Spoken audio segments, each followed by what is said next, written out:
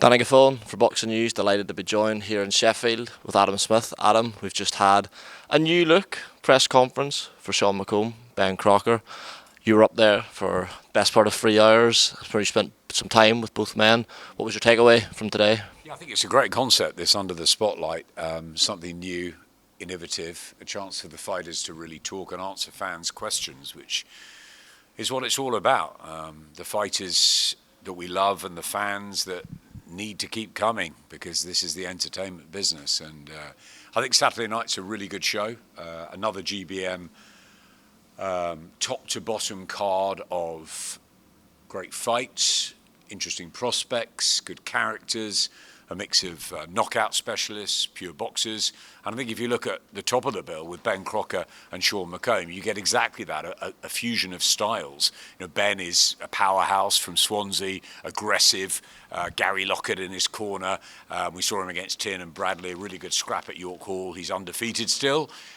He's got the title. But Sean McComb has got maybe the star quality. He went over to America, should have got that decision over Arnold Barboza Jr. He was an elite amateur, Pete Taylor in his corner, and Izzy obviously believes highly in Sean and believes that he could become a world champion in the very, very shark-infested 140-pound division. Of course, we've got Dalton Smith, Adam Azim, and others. And I think Sean has got an opportunity to shine. He's a purist. He's got a great IQ, fantastic mover, wonderful feet. But then Crocker's going to bring the excitement. So I think it's a really good matchup. Looking forward to it. We'll see what Sean's got. I think he's been obviously a little bit more inactive than Ben Crocker, but Crocker had his problems earlier on in his pro career with his hands. He's flying now. So yeah, it's a great meeting, and that's what the GBM shows are all about. Got close to both of them. Spoke actually to Sean beforehand, spoke to Ben at length as well. I think training camps have gone really well. I think they both look in fantastic shape, and they're ready to go. So yeah, two really good, honest, disciplined fighters who are going to give it their all. And there was no bad mouthing. They were talking about having a beer afterwards and all that, which is great. It's business. They both respect each other. Ben knows he's a big underdog, despite the fact he's coming out second and he's the champion. And it should be a great matchup, and we'll learn a little bit more about both men's careers on Saturday night. I spoke to Sean McComb about an hour ago, and he talked a bit about the frustrations in the time following that Arnold Barboza defeat. I saw Eddie Hearn. It came up in a conversation with him a couple of weeks ago, and he said it couldn't really have went much worse for Sean McComb, because in most people's eyes he won the fight. The world got to look at how good he is, but then he didn't get the rewards that would come from being awarded the decision. At this stage of Sean's career, at 33 years of age, how crucial is it that he now has a long-term agreement with the promoter and more of a plan in place?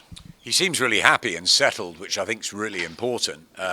Izzy believes in him. He's calling him the best fighter he's signed. I believe in Sean McComb. I think he's excellent. And as I said, I think that he should have beaten Arnold Barboza Jr. But yeah, you're right. The world got to see how good he is. And he's a difficult, awkward night's work for anyone. Ben Crocker, or probably most of the other 140 pounds in the country and also in the world. So yeah, it's a difficult one. Sean's just got to keep focused. He's got to keep active. That's really important now. He's just got to take it one fight at a time. This is Ben Crocker in front of him Saturday night. Ben's unbeaten, which is always tricky, but he is coming off that draw, so there's a slight blemish on the record. I think Sean would have seen that and think, okay, Tiernan and Bradley pushed him all the way. I think I can go one better and beat him. But of course, Ben Crocker has never tasted defeat as a pro, so that makes him very, very hungry and dangerous. And no pressure, a bit like the women's fight, which is fantastic, which I'm sure we'll come on to. Ellie Hallowell's got no pressure on her, and I think Ben can go in fighting with a bit of freedom. I think Gary would have told him that. He'll give it everything. Sean should be too cute for him. That's sort of what you think beforehand on paper, but you never know in reality, and professional boxing's a hard game, and maybe that inactivity will haunt Sean a little bit. We saw him obviously come back and he looked really good, but this is a step up from that. And Ben Crocker's come to win, and he's got huge ambition himself. And he believes the timing's right to fight Sean McComb. So different ways of looking at it. But I think for Sean, I think he's settled now. He's got GBM behind him, and he's got a platform to really perform on, live on DAZN Saturday night. And if he does box the masterclass that Izzy's predicting, I think that he's got to get a big fight in 2026. I think I think DAZN will want it. I think GBM will want it. I think Sean McComb. I think the world will want to see him in with the very best. So yeah, I'm excited about Sean McComb's future, but he's got to look good on Saturday night. I think that's imperative. Absolutely, well, we look forward to it. Some much needed UK boxing in a quiet period. Adam, we saw the launch press conference, Chris Eubank Jr., Conor Benn too. It, like many of the media events for the first fight, there was plenty of talking points. I believe you were there. What were your takeaways from that press conference? I was at the press conference, but I left early. I've been haunted by what's happened with Ricky Hatton. I was very close to him, and I found the days following the tragic news extremely hard. I mean, I'm speaking to Carol and Ray and the family, but I just can't imagine what they're going through. Ricky was loved by everybody in boxing, out of boxing, and that family, the beautiful Hatton family, are grieving right now. So yeah, look, I found it very difficult to go to that press conference. As much as I loved the Eubank Ben build-up and the fight night in April, which was phenomenal, and I can't wait for it on November the 15th, and every bit of storytelling and twists and turns before they meet again. It's brilliant, but I think that for me last week was a really hard week. Yeah, it's still tough to process it. It's coming in waves for me, and unfortunately on Wednesday night at Tottenham I didn't feel great. I did a couple of interviews and I didn't stick around. But yeah, it was a lively press conference, as you can imagine. I think Junior's had a little bit of heat from what he said. He's obviously always trying to get under Eddie's skin, and maybe some of the comments were not thought of. But most of the stuff he says is premeditated. He's very intelligent. He's brilliant at it. But yeah, one or two comments I think the board are going to look at, obviously. So look, that's for him to deal with. But yeah, the press conference got off to a lively start. But of course, yeah, for me it was a week where I was thinking about Ricky Hatton and his family, so a tough one for me. But yeah, of course, as the world turns, as it always will, and Ricky wouldn't want anyone moping around for too long.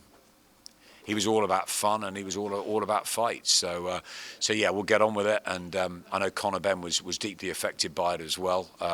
Ricky was one of his heroes, and I know one of Ricky's heroes was Nigel Benn. So there's a lot of history there. And yeah, I think that seeing Boxing News this morning, you know, I spoke to Sean last week about my thoughts, and really, really hard reading all the tributes, and the outpouring of love for Ricky has been phenomenal. But yeah, it doesn't take the pain away from what his family are going through, and our hearts and thoughts are with them. But yeah, so yeah, I mean, the press conference was difficult for me last week, but yeah, it gets the rematch off and running, and I'm sure we'll have a huge amount of time to talk about that as the weeks go by. But for me, it's been a hard time to talk about anything other than Ricky, really. Yeah, and I would encourage anyone to go and watch the feature you did with Coogan on IFL, where you both sort of, obviously Coogan spent a lot of time with Ricky as a bodyguard, and you know Ricky through the Sky years, and I really enjoyed that, some of the memories you had. So I would encourage anyone who's not seen that to go and watch it. Just on Ricky's passing, Adam, the story of fighters struggling post-retirement is a tale as old as time. All athletes really, but particularly fighters. Is there anything more boxing as a sport, as a community, can do to aid them? Ricky, in one sense, was one of the lucky ones. He was able to become a trainer, a promoter, a media personality. A lot of fighters don't have that luxury. It seems, regardless sometimes of what walk of life they go into, there's still those struggles. Is there anything can be done? I know there's a fund set up where people can donate to help that transition, but still something a lot of fighters struggle with.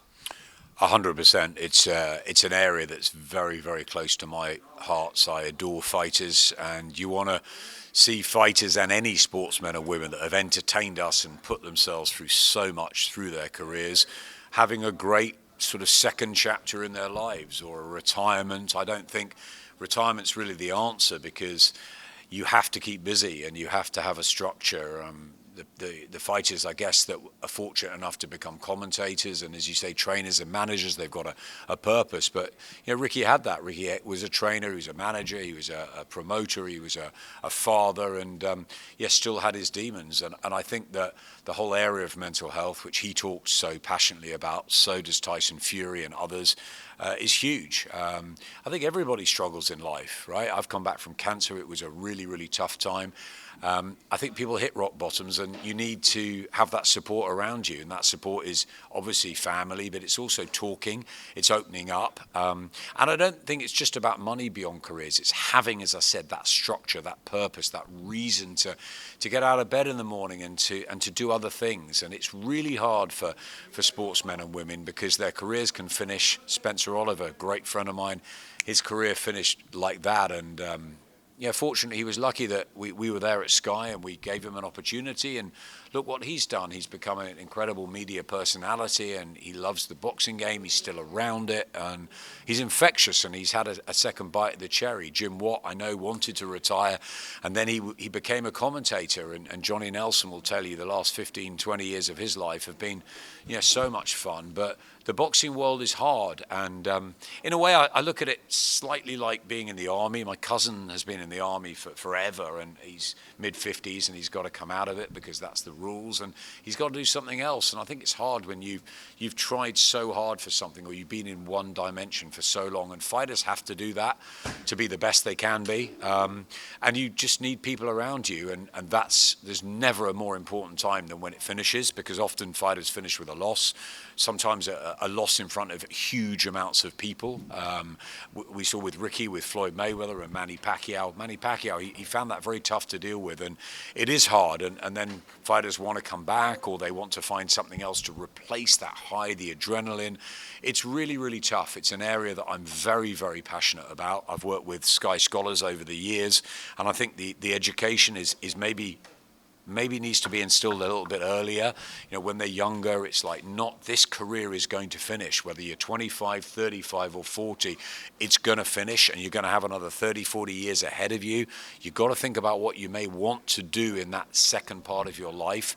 Some of them, as I said, go into training, into other things, into businesses, but it's almost like worth getting that education or that sort of learning into earlier, how you deal with your mental health, how you deal with your time after your sports career finishes, how you deal with money, all of those things. I think it's a really, really important area, and I think we should be doing more.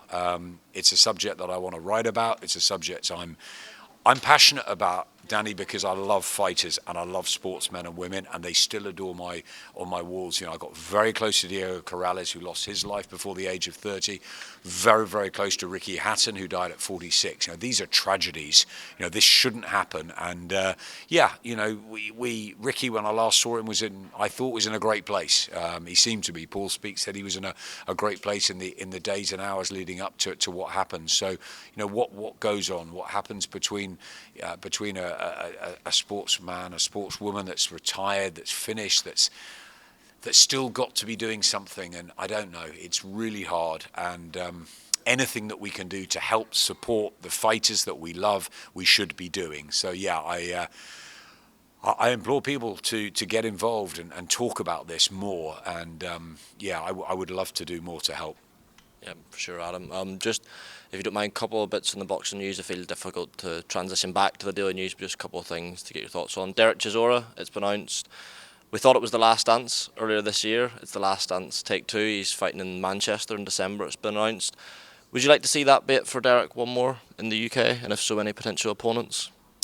Yeah, we see Derek's fighting December 13th. Not sure who it is at the moment, keeping that under wraps. Fight number 50, it seems like that's the last one. He has, but he's also said that he wants it to be a world title challenge, where it's not going to be Alexander Usyk on December 13th. So who's it going to be? I always wanted to see him go out against Dillian White, and then Dillian obviously had the fight against Moses, and that didn't quite work. But who knows? That's the sort of opponent I'd like to see him in against. Maybe someone like, I don't know, a big Baby Miller or someone. It should be a fight that's going to be a fight that Derek can. It's difficult to say enjoy as his 50th fight, but you want to see him go out in a good fight, but maybe one that's winnable, and that'll see the career end in the way maybe it started, in always full of excitement and that ring walk that we love. And look, I'd like to see Derek have that sort of final hurrah and call it a day. But you never know with fighters. So let's just see what happens. December 13th, Moses Hatton, we're coming back. We wait for his opponent and we wait for Derek. So yeah, we always we love Derek, but as we've just been talking about, life after it is very difficult to hang those gloves up and walk away. And so you want to make sure that you've got other things to look forward to that are going to keep you in a good place. That's the most important thing. We love these guys, and we want to make sure they are. And there are fighters that are coming to the end of their careers. The likes of your Tyson Furies, your Anthony Joshua's, this generation, the Derek Chisoras, the Alexander Usyks, Katie Taylor, who just ran back the clock and looked fantastic last time out. But they are going to finish in the next, 6 months, year, 2 years. What are they going to do next? A lot of them have made a huge amount of money. They've got their legacy intact forever, all of those sort of things. But they're still, 40? Not even that, some of them. And you've got to make sure that they're well looked after, maybe not just in the financial self, but in the mental health area, so that they can keep happy and they can lead the sort of lives that we want to see. I see Lennox Lewis from time to time. I see Joe Calzaghe, Darren Barker, all sorts of fighters, and it's good to see fighters in great places. That's what you want, and it's not an easy, I don't think, transition to make. But looking forward to seeing Derek on December 13th. Entertain us for maybe one final time. Very last thing, Adam, before I let you shut off. I've not seen you be interviewed or asked about this. Jake Paul, Gervonta Davis, just what are your thoughts on this? We know there was the fallout with the Georgia Commission, who essentially said, look, we can go to this hearing, but you're just not going to get past. MVP then pulled out. They've gone to Florida. 195 pounds, catch weight, 12-ounce gloves, an exhibition. A winner will be declared. What's your take on all of that? Yeah, I was debating it with Andy and Darren on TalkSport on our drive show on Tuesday, and we weren't even sure whether there were knockouts. I mean, it seems like the rules are the rules, as in it's an exhibition and there'll be a winner declared. I didn't particularly like the Jake Paul-Mike Tyson matchup. Not because I'm not keen on what Jake Paul can do in boxing. I think it's a fascinating story about somebody who's a YouTuber, who's a very intelligent guy, who's got a huge amount of people watching him, who obviously loves the sport of boxing and wants to test himself and try and become a world champion in the most bizarre way. I didn't like it because I thought Mike Tyson at 58 shouldn't be in a ring. However, it seemed fairly controlled. It seemed to be an exhibition, and everybody got out safe and sound, and we move on. I'd like to see, I guess, the same thing sort of happen again. Everyone's going to be watching it. Gervonta Davis is a hero in boxing. He's one of the pound-for-pound kings. It seems he wanted to walk away. Now he's been offered huge money for this matchup, I guess, with Jake Paul. It's entertainment. People will watch it. My kids will probably tune in because it's a YouTuber. Is it a proper fight?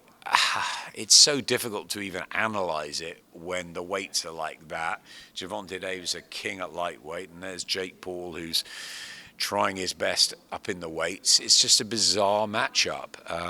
Can Gervonta Davis knock him out? I'm sure there's a lot of people that would like to see it. I'm sure Jake Paul thinks he can knock Gervonta Davis out, the David and Goliath thing, the guy with all the skills and all the talent against the guy who's bigger and stronger. And is he a novice? Is he a domestic level fighter? Is he a world-class campaigner? What is Jake Paul? What we do know is he's must-watch television, must-watch streaming on Netflix. Everybody will be tuning in again, and it's one of these peculiar